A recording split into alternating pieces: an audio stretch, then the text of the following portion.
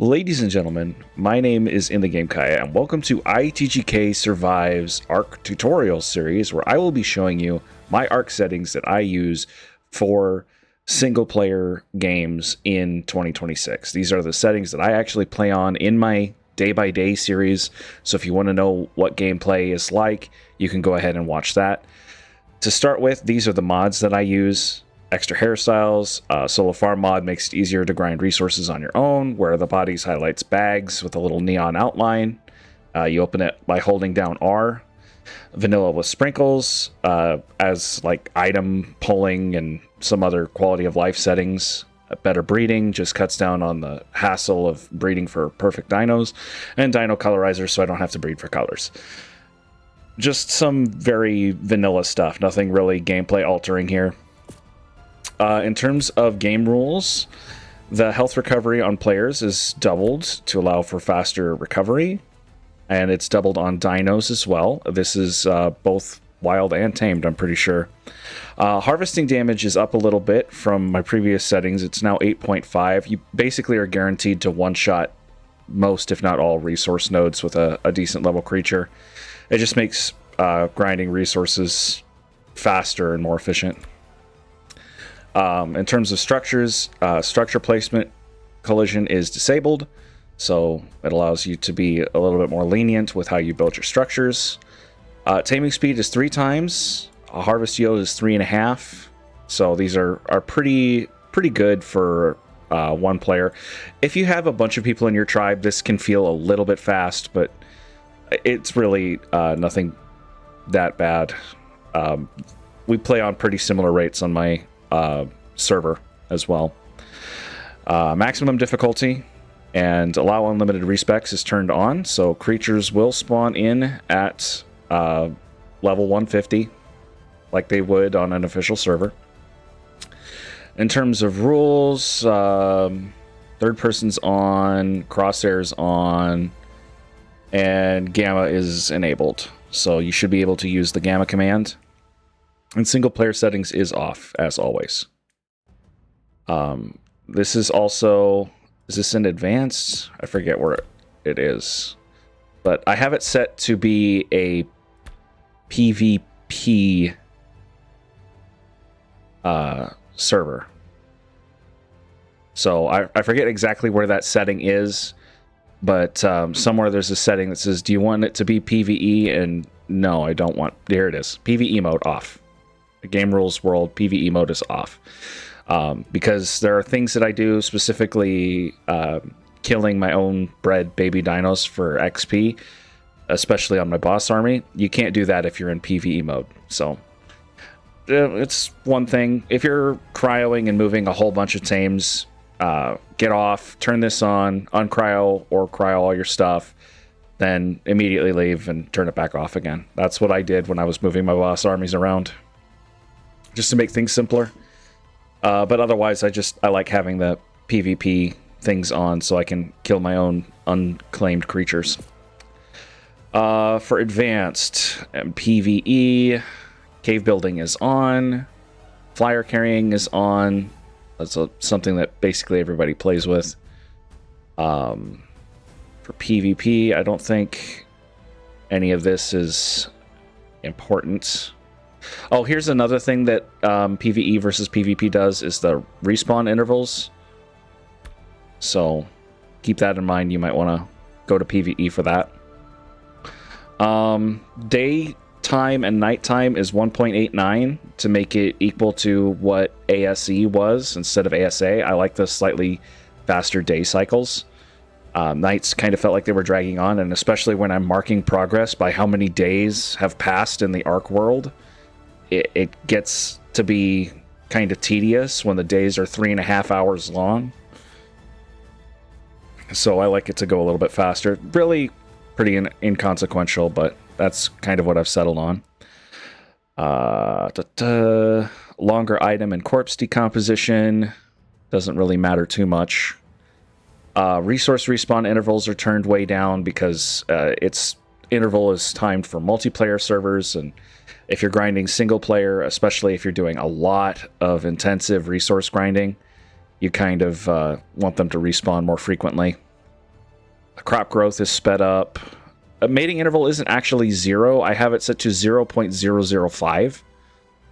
It just doesn't show here, but it's 0.005. So there's a very, very brief delay in mating.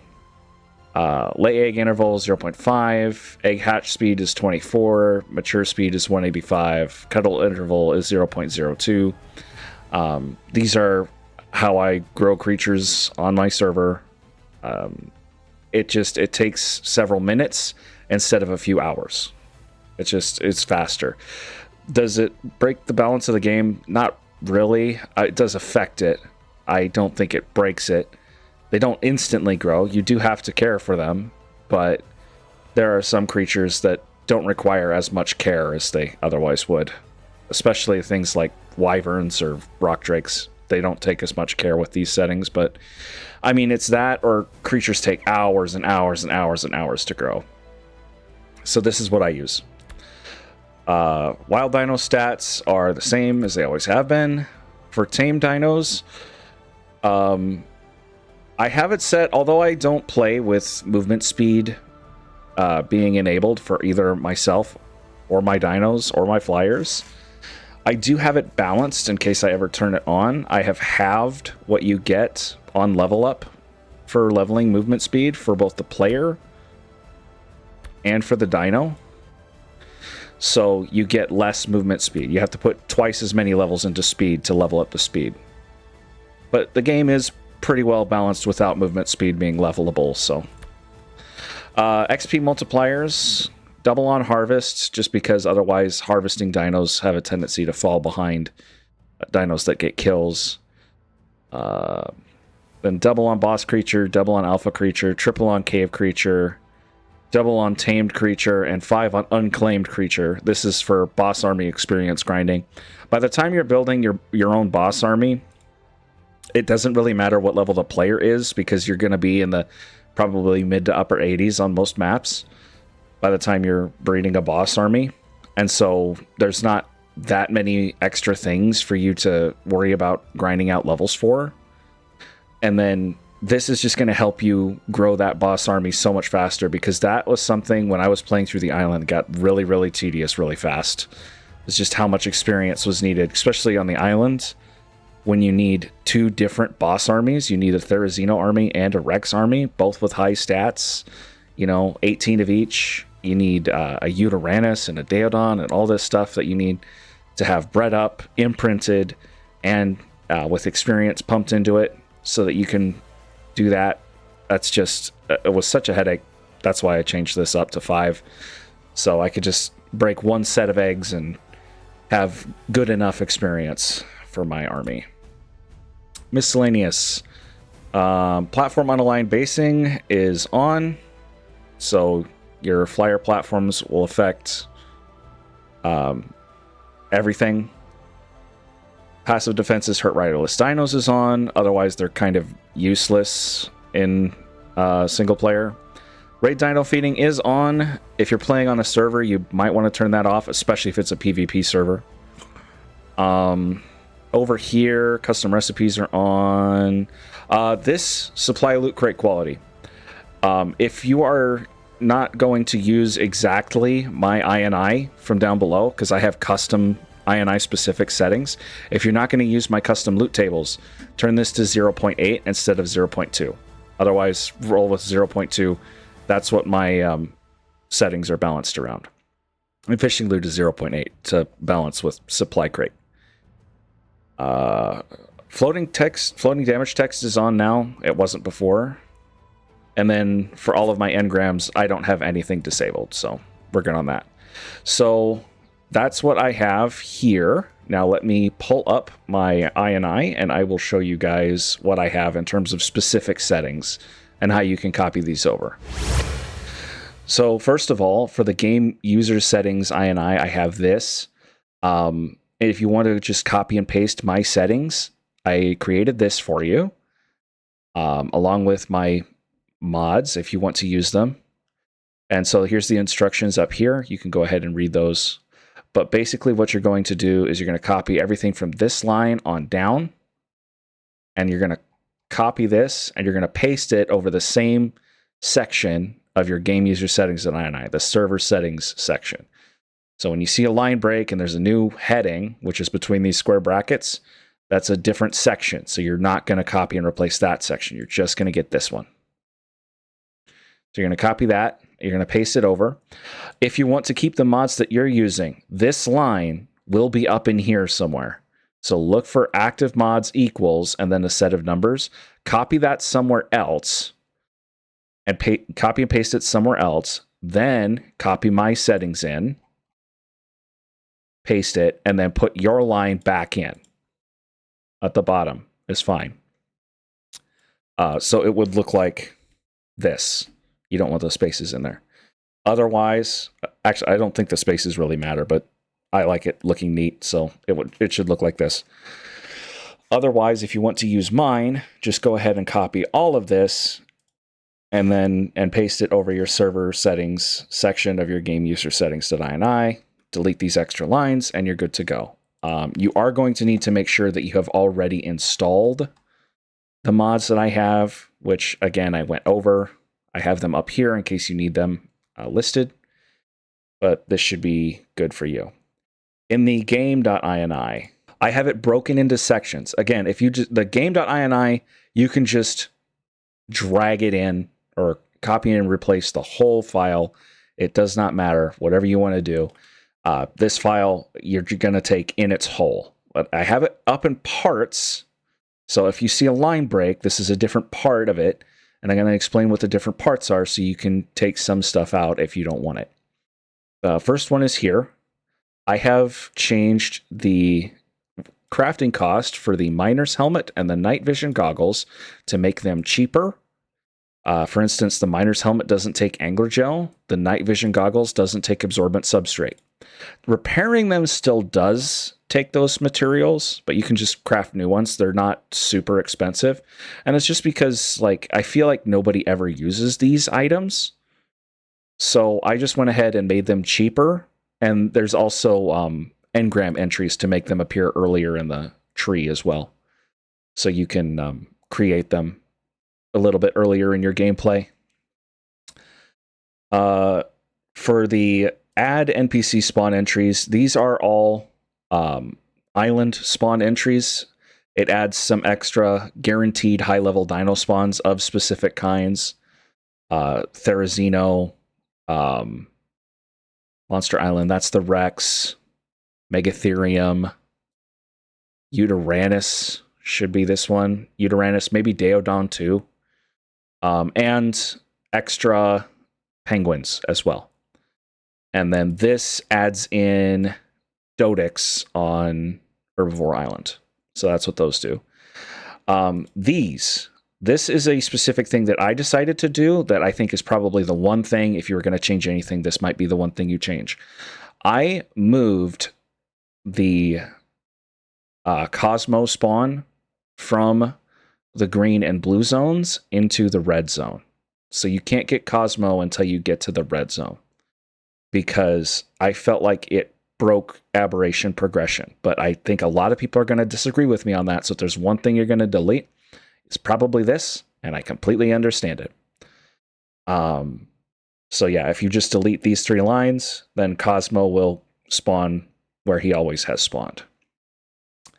These are mostly overspawn fixes here. These here. Some of them increase spawns of rarer dinos. Some of them change the levels that they spawn at. But for the most part, especially the cave ones and the water ones, are overspawn fixes to keep caves from becoming impassable. Specifically, the Cave of the Skylord on the island was absolutely abysmal, and one of the ocean caves was pretty bad too. So this kind of tweaks all of those spawns, so you should have a more balanced encounter rate on the island. And as I play more maps and get more familiar with them, I'll continue to add to this list. But for now, it's mostly just island stuff. I haven't encountered anything on Scorched Earth yet that's been worth fixing. And here's another one that I have changed. This one, not as controversial as the Cosmo change, but still something that some people are going to want to possibly revert is I have made it so that the Fire Lions, or in this case the Pyromanes is what they're commonly referred to as, only spawn in Wyvern trenches. They don't spawn on volcanic beaches anymore. They don't spawn in the Aberration Blue Zone. They only spawn in Wyvern trenches. So if you want a Pyromane, you're going to have to go to a Wyvern trench and dig one out. And then take it somewhere where there's water. Or wait until it's raining. But that makes them notably harder to tame. And basically only available on Scorched Earth right now. I'm sure they're available somewhere else. I'm not exactly sure where. Because I've seen them on Ragnarok. I know that. So they are. I'm pretty sure they're still near the trench in Ragnarok, so that might be still the easiest place to get it. But they're going to be rarer for one, and the place where you're going to have to get them from should be more dangerous. It's a way to kind of further balance the Pyromane without just changing its power level. Here's another thing that I changed here. These are the boss drops for the Gorilla, the Megapithecus, and the Spider, the Broodmother.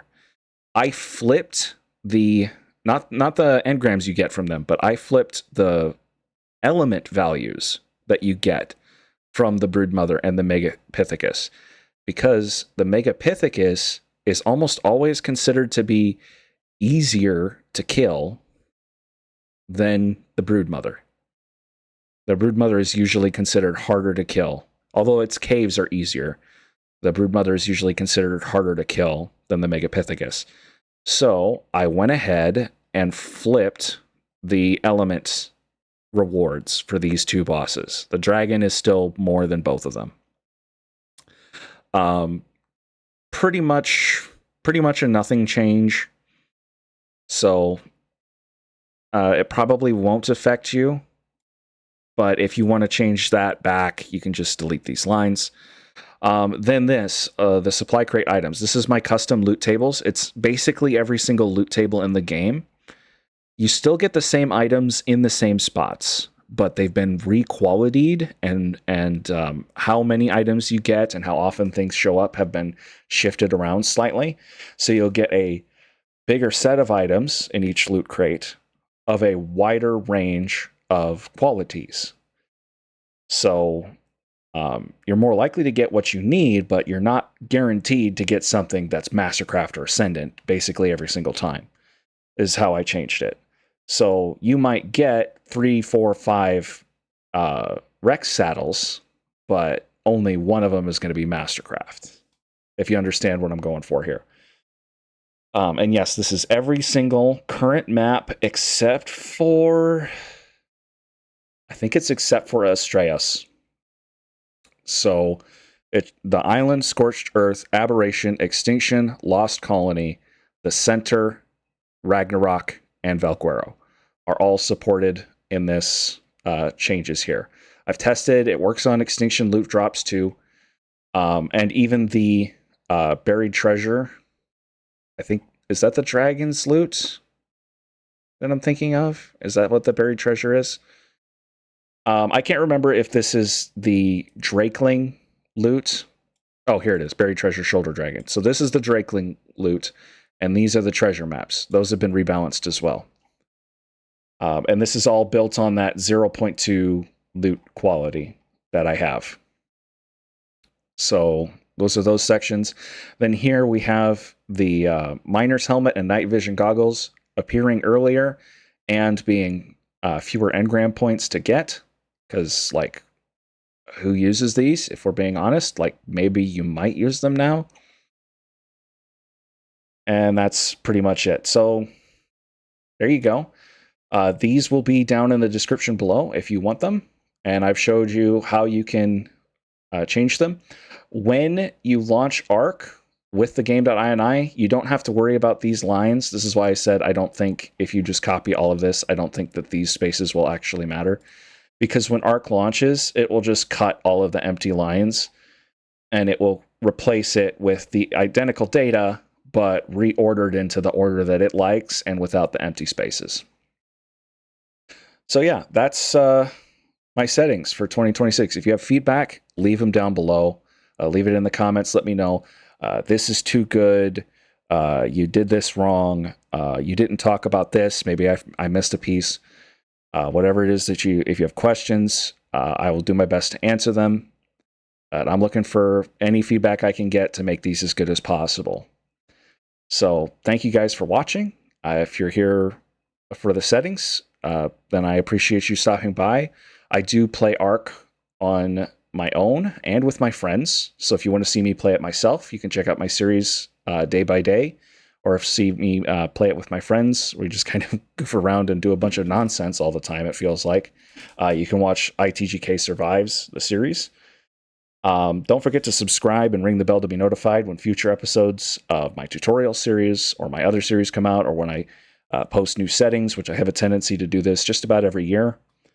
And so I could see myself updating it again later this year, which I haven't done for a while, mid-year, because I'm going to start clearing more maps now that I've cleared the island and I'm a good chunk into Scorched Earth. I imagine I'll be starting Aberration sometime maybe this summer.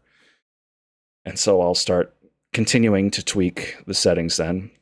But I'll keep you guys up to date. Don't forget to hit the like button if you appreciated this. And with that being said, I will see you hopefully in another video. If not, I'll see you next time. Take care.